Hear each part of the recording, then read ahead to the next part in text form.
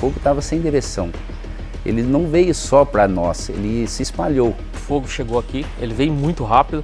Então, nossa, deu medo. Foi feio, foi o pior fogo que nós teve aí. A gente sentiu o calor do fogo se aproximando. E fechado de fumaça, a gente não estava enxergando mais nada, né? E o barulho do fogo, da mata queimando e vindo, ali bateu medo, ali assustou. Esse pra mim foi um dos piores fogos que a gente enfrentou. A gente viu e falou, ó, tá fora de controle. Chega um momento que você fala assim, ó, eu fico ou eu corro, né? Infelizmente, episódios como o incêndio ocorrido nos dias 23 e 24 de agosto de 2024 têm se tornado cada vez mais frequentes.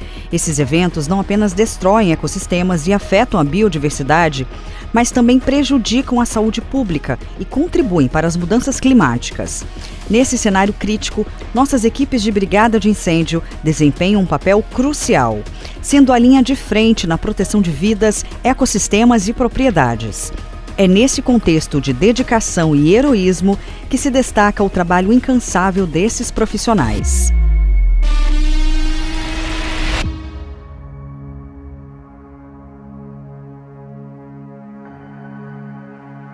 A torre que a gente tem da Boa Vista, às 11 horas, informou que tinha uma ocorrência de incêndio na região de Areiópolis. Aí o William foi primeiro nesse local, aí falou assim, ó, aqui tá feio o foco de incêndio. Aí nisso eu toquei até lá junto com o William e aí deparei já de início que o fogo não estava deixando nem passar os veículos.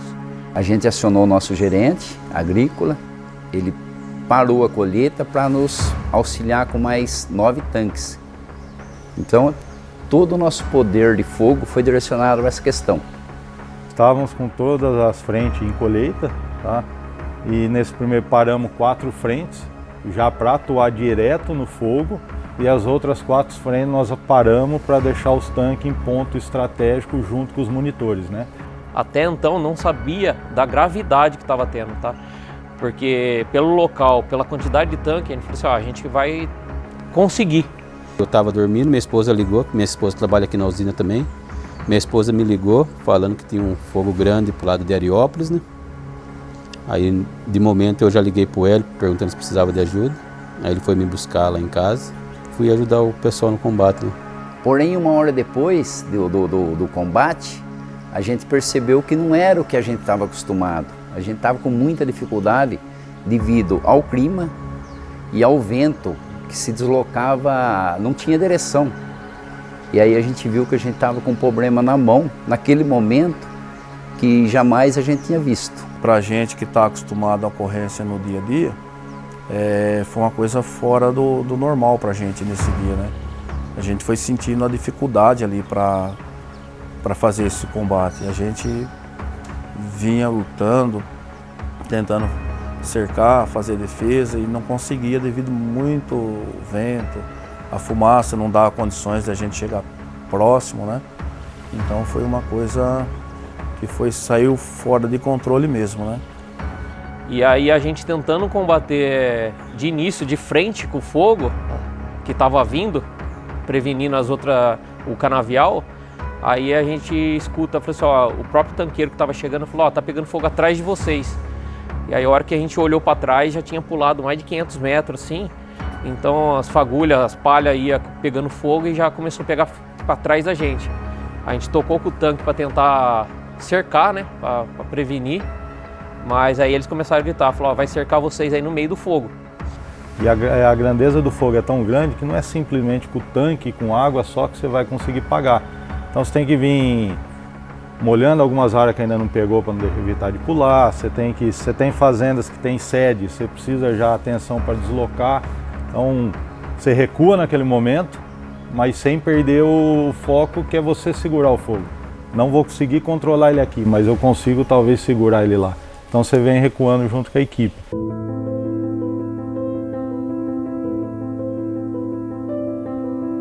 A vicinal já estava tomada de fumaça, a gente não estava enxergando mais nada, né? Aí do nada, levamos um susto, começou a bater no vidro do carro, a gente não conseguia nem enxergar para o lado de fora. Aí deparamos com um casal, com um bebezinho de 1 ano e 4 meses no colo. E a mulher gritando, batendo no carro, me salva, salva meu filho, salva meu filho. E aí a gente falou assim, abriu o carro, falou, entra. E aí a gente já deu ré e virou o carro e saímos no meio da fumaça até pegar um local seguro. E aí é onde que eu toquei com a mulher e o filho dela, aparentemente desacordado, já estava. Que segundo ela já fazia uns 15 minutos que estava no meio da fumaça, tá? Aí levei no hospital e aí já entrou no soro, já entrou no oxigênio para salvar essa criança. A gente sabia, no momento que a gente estava direcionado a nossa força para a empresa, o que estava acontecendo ao redor. O fogo estava sem direção. Ele não veio só para nós, ele se espalhou. Uma pessoa ligou para mim que a casa dele estava com chamas próximas, sabe? E até foi um colaborador nosso que levou um tanque lá. E eu sabia que lá nessa casa tem uma pessoa com estado terminal, um menino de 5 anos, com câncer, sabe? O que importa pra gente é ajudar alguém que está precisando naquele momento dos nossos serviços, né? Pessoa na hora agradecer por a gente estar salvando um bem dele, a vida deles.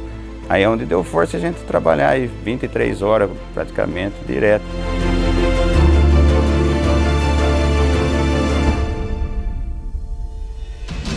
Teve mais 2 focos de incêndio no mesmo dia, além do que a gente já estava combatendo.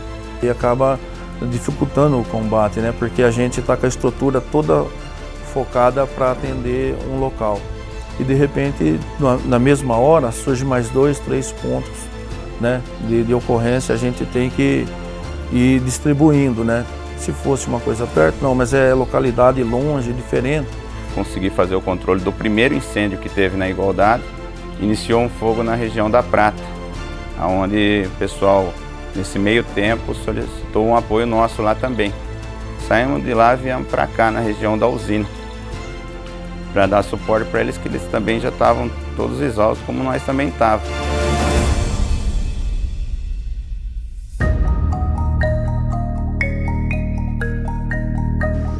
Depois de umas 5 horas mais ou menos de combate, aquilo se aproximou violentamente daqui, do nosso parque industrial. E chegou uma hora ali que a gente já estava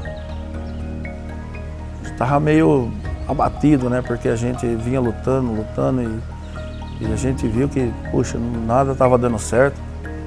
Até que uma hora, né, o Hélio, o supervisor nosso aí, e falou pra gente ali, ó, pessoal, vê o que vocês fazem. E aí a gente falou, olha, vamos aqui perto soltar fogo contra fogo, vamos pôr a máquina rapando onde tem a palha, colocamos caminhões molhando a brota da cana, o mato, para segurar, para não ter problema de passar para o parque industrial. Isso daí para mim ficou provado mais que nunca a união da equipe.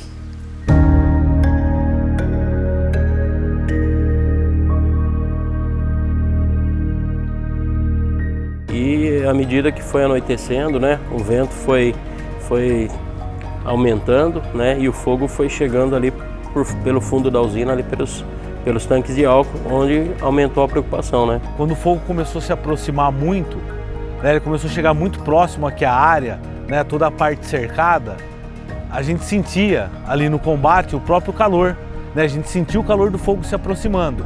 E com isso começou a gerar o receio. E o que começou a assustar a gente foi que a gente estava próximo ao parque de etanol e começou a vir fuligem acesa ainda, os carvõezinhos acesos ainda para dentro do parque de etanol. Foi aonde que a gente ligou os sprinklers dos tanques para resfriar os tanques, para não correr o risco de pegar nos tanques. Nós estávamos com 2 tanques, um cheio e um vazio. Aí é o perigo de pegar fogo e da explosão. Em 5 anos aqui na usina a gente vê algum incêndio ou outro, mas o pessoal controla, né? Tem todo o controle, o pessoal da brigada agrícola. Mas o incêndio dessa grande proporção a gente nunca tinha evidenciado, até mesmo em conversa com os supervisores, com os brigadistas da área, né? Eles nunca evidenciaram uma situação dessa em campo, né?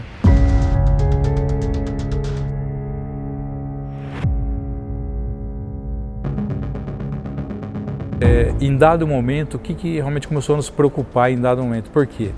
Muitas informações veiculavam na mídia. Então as famílias começavam a receber informações deturpadas do que estava acontecendo.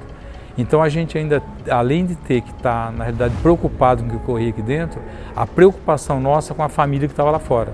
Na hora que peguei o celular, lá tinha várias ligações lá de casa, mensagem.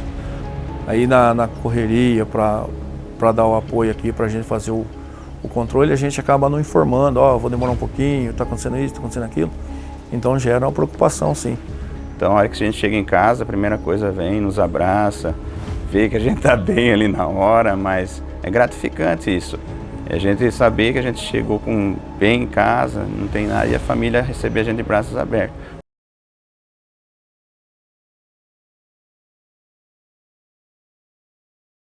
A hora que ficou feio mesmo, acho que era por volta de umas 10 horas, que aí a situação se agravou. E começou um risco já também de estrutura da empresa, né?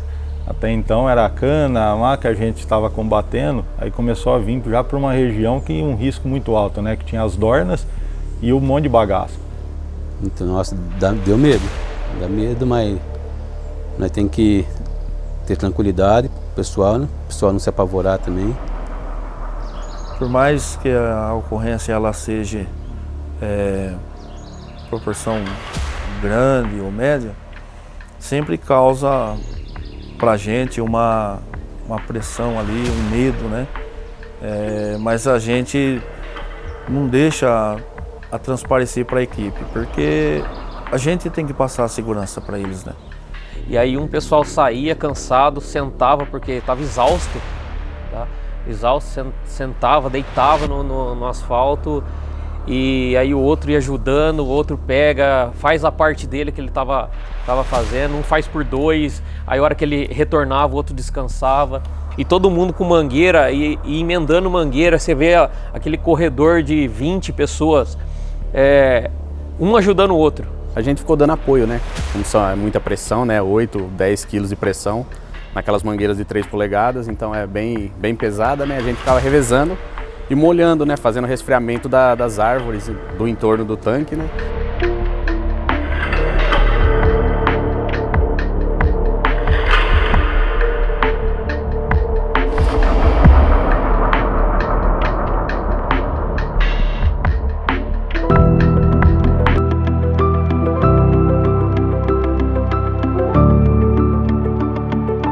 O que mais me marcou mesmo foi o comprometimento de todo mundo. A ajuda que um deu pro outro, entendeu? Porque a hora que você olhava do lado, ninguém tinha cargo aqui na empresa, era todo mundo junto e todo mundo no mesmo propósito, que era controlar esse incêndio, entendeu? Nessa hora foi todo mundo, a usina São Manuel correndo, entendeu? Não tinha setor, nem liderança, não tinha cargo, não tinha supervisão, não tinha nada. Nesse dia, né, a gente sentiu a união da família São Manuel, né? Ali todo mundo viu a situação, quem não era da área do combate, mas se uniu e deu a mão, né? Porque lá atrás a gente combatia o incêndio, mas era só nós. Agora dessa vez aqui foi diferente. Uniu todo mundo, todos os setores. Então foi para mim, isso daí foi surpreendente. Isso aí. A usina em si faz a diferença, lógico, né? A quantidade de equipamento, mas o principal foi a união de todos os setores. Pessoas que não tinham uma estrutura de tanque que a gente tinha para mandar, mas tinha uma estrutura de pessoas que cercaram a vicinal para não deixar as pessoas subirem, cercaram os trevos lá em cima para ninguém se arriscar em fumaça. Eu acho que a maior angústia foi a hora que eu senti a hora que eu estava em casa e não estava aqui, né? Eu me senti na obrigação de voltar, fiquei meio angustiado e queria estar junto, queria estar na frente com o pessoal.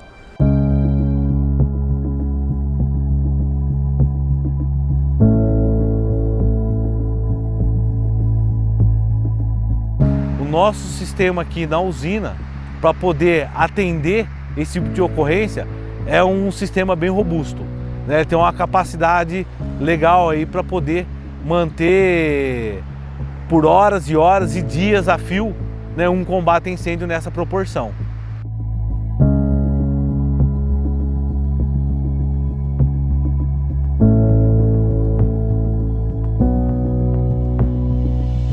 Em relação à parte da queimada, lógico, tirando a parte de risco, o prejuízo ambiental, tudo pra gente, na parte de produção, ela não agrega nada, né? Ao contrário do que muitas pessoas pensam, pra gente, quando tem uma área queimada, é só prejuízo. Você tem a questão de manutenção aumenta, você tem troca de filtros, que aí obviamente o filtro suja mais, você tem a própria equipe exposta àquela foligem no campo, né? Então assim, os prejuízos são maiores, não tem nada que agregue a gente ter alguma coisa dessa situação para a empresa, né? Por isso que hoje, inclusive, a gente não faz esse tipo de trabalho.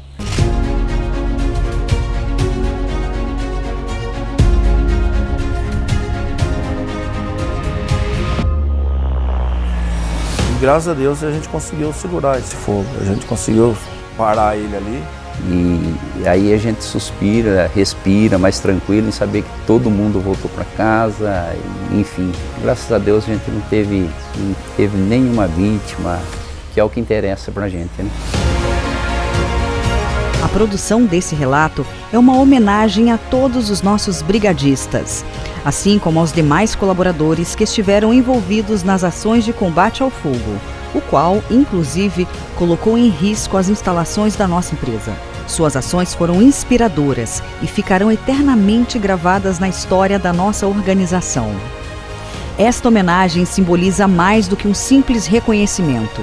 É um reflexo do nosso respeito e gratidão.